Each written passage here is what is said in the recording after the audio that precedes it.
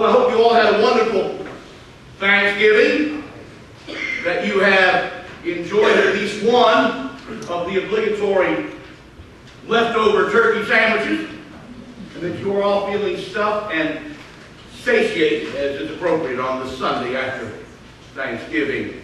We had a crowd at our house for sure.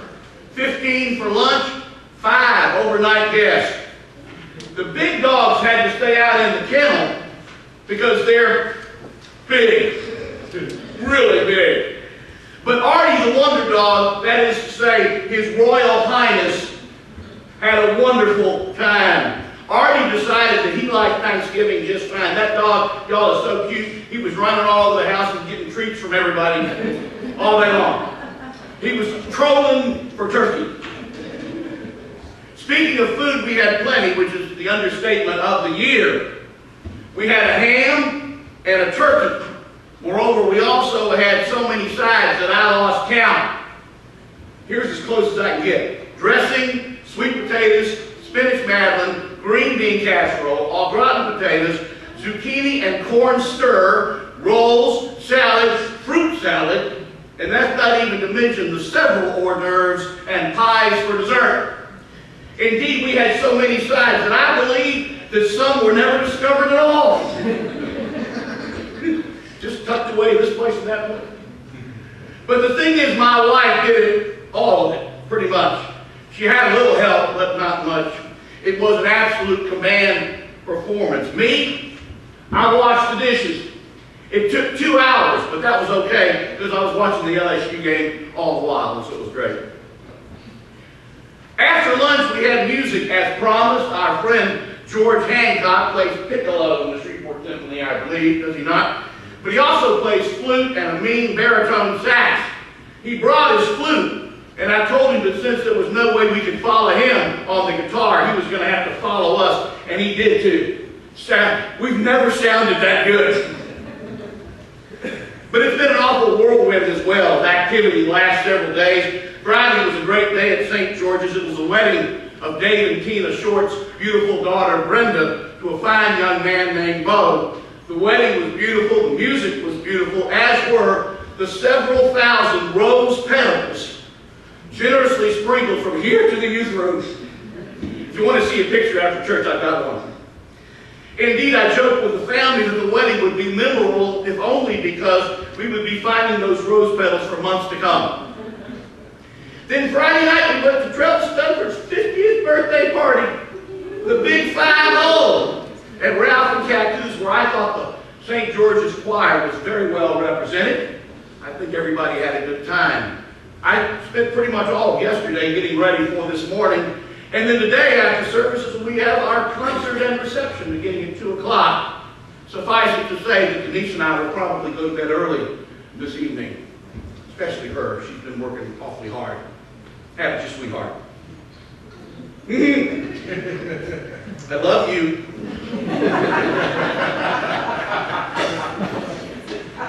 Okay. I'm going to quit while I'm wherever I am. Today is the first Sunday in Advent, which is significant for a couple of reasons. First of all, as I was reminded just this morning, it is the beginning of the church year, the Christian calendar, and so Happy New Year to you all. Let's say them together. What do you say? Here we go. Advent, Christmas, Epiphany, Lent, Easter, Pentecost, Advent, and on we go, and on we go. There you go. Church calendar. So that's the first reason it's significant. But the second one is that this is a season, of course, in which we prepare for the coming of the Christ child, that which we call the first Advent or Christmas, but also, and especially on first Advent, we think about the second coming of Christ, that which we call the second Advent, hence this morning's rather apocalyptic readings. Oh, that you would tear down, open the heavens and come down, the prophet says, so that the mountains would wait at your presence. And Jesus says the sun will be darkened and the moon turned to blood and the stars will be falling from heaven and the powers in the heavens will be shaken. Then they will see the Son of Man coming in the clouds. Pretty dramatic stuff. I think you would agree. Now, we talked about this a couple of weeks ago On that occasion, I remarked that the second coming of Christ has many names: the parousia, the eschaton, the day of the Lord, the end of the world, judgment day, doomsday, just to name a few. And you may well believe that when I was a young man, I was well acquainted with the idea. Y'all, when I was 16 years old, I had a bumper sticker on my 1966 Dodge Polara that said, "Warning, in case of rapture, this car will be unmanned." Get it? Yeah. And I was serious too. Oh boy, I couldn't wait to go up through the roof, you know. Since that time, I have learned a few things, and among them, I've learned that that day will surely come sooner or later, but that given that the universe is 15 billion years old, it's not likely to be sooner. Not likely. In any case, as Jesus emphasizes this morning, no one knows. Given that, I believe it would behoove us to focus, listen, not on the literal, historical, eventual second coming, but rather on the figurative, metaphorical, symbolic second comings that happen in our lives all the time. All the time. For example, Professor Reg Fuller, who taught both Guido and I, writes that there's a second coming in each and every celebration of the Eucharist. Well, of course there is. God stands in the midst of his people.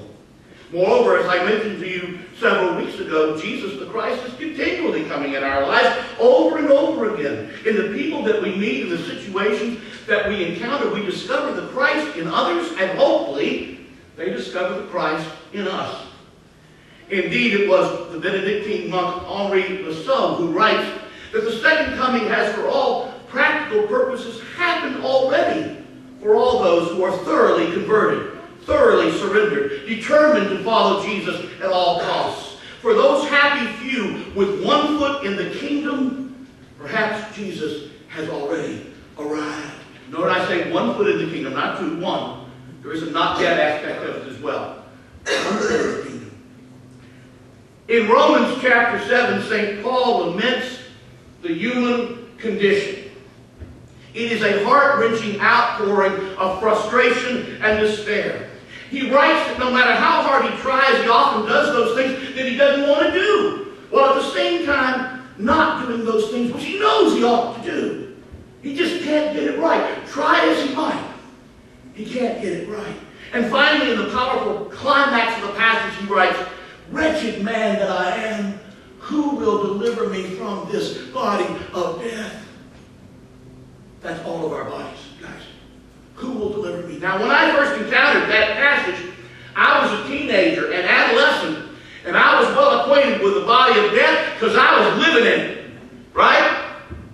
You know, raging hormones, existential angst, insecurity, loneliness. I had the whole package when I was 17 years old. I was an adolescent mess, and it would have suited me fine to have been delivered from my body of death. But you know, as I've gotten older, my perspective has really changed. And today I understand the body of death very differently than I did when I was 17. Today, when I catch myself judging another person, most likely a total stranger, my prayer is, Lord, deliver me from this body of death. Today, when I catch myself being puffed up by my opinions, the insatiable need to be right, my prayer is, Lord, deliver me from this body of death. Today, when I catch myself being negative or hypercritical, my prayer is, Lord, deliver me from this body of death. And when I find myself strangely satisfied at the failures of others, my prayer is, Lord, deliver me from this body of death. When I get my feelings hurt by some small offense, real or imagined, my prayer is, Lord, deliver me from this body of death. Today, when I'm afraid for no particular reason, my prayer is, Lord, deliver me from this body of death. And when I can't seem to turn off the running commentary in my head about persons and situations, useless, destructive thoughts, my prayer is, Lord, deliver me from this body of death.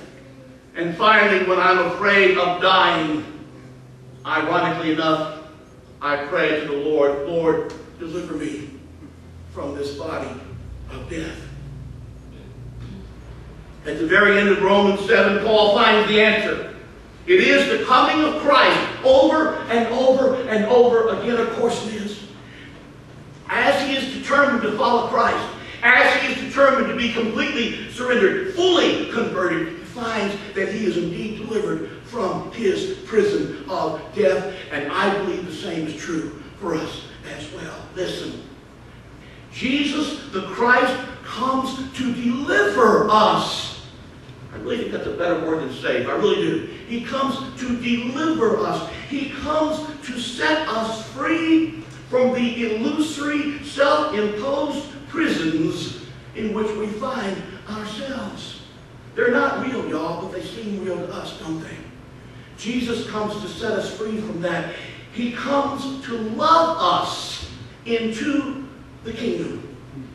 And really, our only job is to let him